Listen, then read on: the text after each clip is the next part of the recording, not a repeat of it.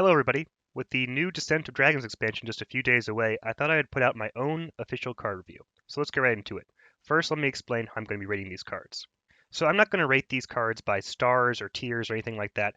I'm just going to put them in several different categories. The first of which is competitive. And to me, that means the card will be in a tier 1, 2, or 3 deck fairly consistently. So that's my definition of a competitive card. And just below competitive, we have what I would call the fringe cards. These are cards that are sometimes in competitive decks, but alternate in and out of them. So still a good card, but not quite the cream of the crop of the competitive cards. So that's a fringe card. And then below the fringe cards, we have the garbage cards. These cards, you can call them pack filler, you can call them arena cards. These cards will not be in competitive decks consistently at all. So that is the definition of a garbage card. And then below the garbage cards, we have the tech cards. These are cards that are definitely only meta dependent if they'll ever see play. So there's only a few of these, but I thought they deserve their own separate category because they may be in competitive decks later down the line if we need to tech against something that's oppressive.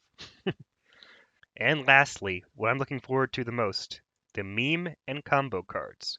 So there aren't very many of them this expansion, but I'll try to highlight some and give you a few of my thoughts on some of the more special cards of the set. So let's get into it.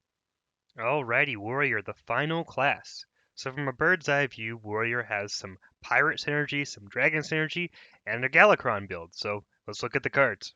The first card for Warrior is a 1-mana 1/2 pirate called Sky Raider. Battlecry. Add a random pirate to your hand. Man, just when you thought Standard was done with Pirate Warrior, we get these friendly fellows. This is an interesting card because there aren't that many pirates in Standard, and most of them are quite good, and most of them go in a Pirate Warrior deck. Sky Raider has decent stats, has the tribal tag, and it generates value. It definitely goes in a Pirate Warrior deck, and I think Pirate Warrior will be a competitive deck going forward. Unfortunately. Unfortunately for us all. Alright, next we have the first of the Galakrond cards. It's a 2-mana weapon, 1 attack, 2 durability, Ritual Chopper. Battlecry, invoke Galakrond. In this case, invoke Galakrond means give your hero +3 attack for this turn only. This card compares favorably to another warrior card called Heroic Strike, which gives you +4 attack this turn only. So for this weapon, you essentially get Heroic Strike on the first swing, and then you get a bonus of having a 1/1 weapon for your second swing. So all in all, it's not a terrible Galakrond card. I would say that Galakrond Warrior is a fringe competitive deck right now, but I would say there's 2 other warrior decks that are currently going to be better than it, namely being Pirate Warrior and a controlled Dragon Warrior.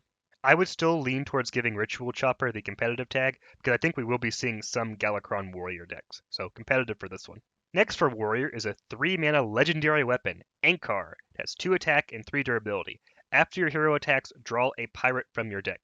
This is an auto-include in every Pirate Warrior deck, and in fact, I think this is the card that actually elevates Pirate Warrior into a competitive deck, because the previous version of Pirate Warrior, the one thing that deck really lacked was card draw, and this totally fixes that problem, and it gives you a decent weapon on top of it. So, unbelievably powerful, must have in a Pirate Warrior deck. Very, very competitive.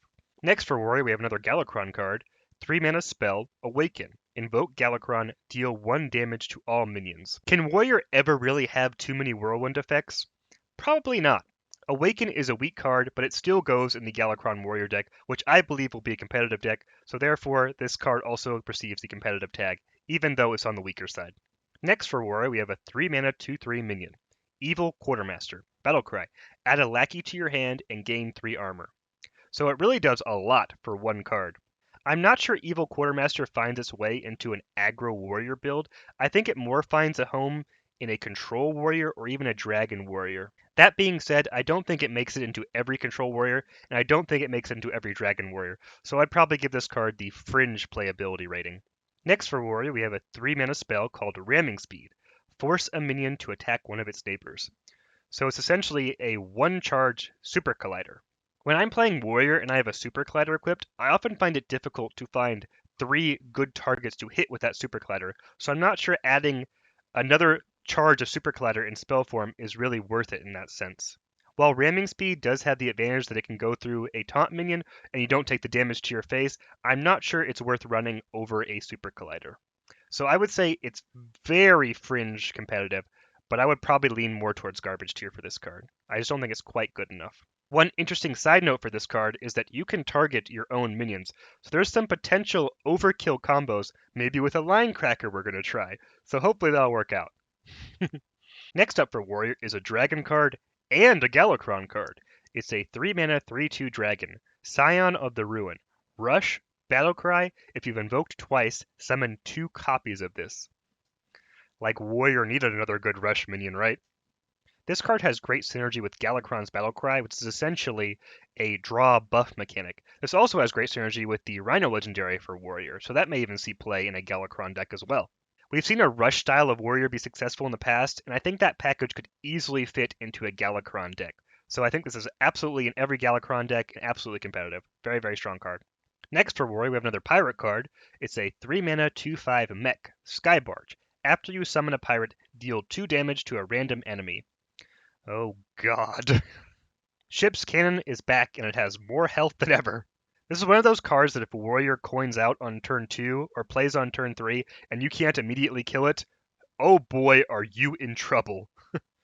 If you played the previous version of Pirate Warrior or the current version in Wild, you know how powerful Ship's Cannon is, and to me this is a better Ship's Cannon. So this definitely elevates Pirate Warrior into the competitive tier. Very scary card. Next up for Warrior, we have a 4-mana spell called Molten Breath. Deal 5 damage to a minion. If you're holding a dragon, gain 5 armor. This card is a no-brainer in Dragon Warrior. Great removal, great armor generation. I think a version of Control Dragon Warrior will be a competitive deck, and I think this is an auto-include in every single one. It just does so much for one card, so definitely competitive. Alright, let's talk about Galakrond a little bit more. 7-mana Galakrond the Unbreakable. Battlecry, draw 1 minion, give it +4/+4. Invoke twice to upgrade. And essentially when you upgrade, you draw more minions that get the +4/+4 buff. And as we previously discussed, the hero power is give your hero 3+ attack this turn. I think this Galakrond lends itself to more of a rush aggressive style build, and I think this deck will be quite successful. This Galakrond also has some interesting combo potential as well. Hopefully we'll be able to land Galakrond's Battlecry on some nice charge minions. And even Galakrond's hero power. Hopefully we can invoke multiple times, maybe with a Gorehowl equipped, and maybe find an OTK that way. So I'm excited for this Galakrond. I think it'll be competitive in a rush aggro style of deck, and there's also decent combo potential. So a lot to like about this Galakrond. Very competitive. And lastly for Warrior, we have an 8-mana 12/12 Legendary Dragon, Deathwing number 3. Battlecry, attack all other minions. I think most of the time you view this card as a board clear, but if the board happens to be empty, hey, it's an 8-mana 12/12. The only downside to this card is that it can attack your own minions. So you either want your board clear or the entire board clear before you play this card. I think this is an incredibly powerful card. It goes in Control Warrior and Dragon Warrior. And Control Warrior can never really get enough board clears, and this is another very good option for one. So, exciting card. I'm excited to play Deathwing number 3. Very competitive. Let's look at the Warrior cards one last time. First, Sky Raider goes in every Pirate Warrior deck and is a very nice include in that deck. Ritual Chopper, at first glance, seems very weak, but it's actually a decently statted weapon. Ankar is insanely OP, really puts Pirate Warrior over the top. Awaken is very expensive for what it does, but still goes in the Galakrond deck. Evil Quartermaster, I think, is above average, but not great. Ramming Speed, I don't think we'll see a lot of play because I think most people would rather just play Super Collider at that point. Scion of Ruin is a great Galakrond card and really synergizes with Galakrond's Battlecry as well. Skybarge is a fantastic Pirate Warrior card, a really scary one at that, so super competitive there. Molten Breath, great addition to Dragon Warrior, good removal, good armor generation, can't really complain about that one. And next, Galakrond, which I think is very strong as well, but I still think that Pirate Warrior and that a controlled Dragon Warrior will still be slightly above Galakrond Warrior, but I think all three will be competitive decks. And lastly, Deathwing number 3, also a very competitive card, I think finds its home in Dragon and Control Warrior, so very competitive as well. So overall, Warrior got a lot of exciting and competitive cards. Very, very strong cards. I think Warrior is actually near the top of the best class cards of this set. So very exciting cards, very powerful cards, and definitely going to shake up the meta with the new Warrior decks. So very exciting. Thank you guys so much for watching, and look forward to the last neutral card review. Thanks, guys.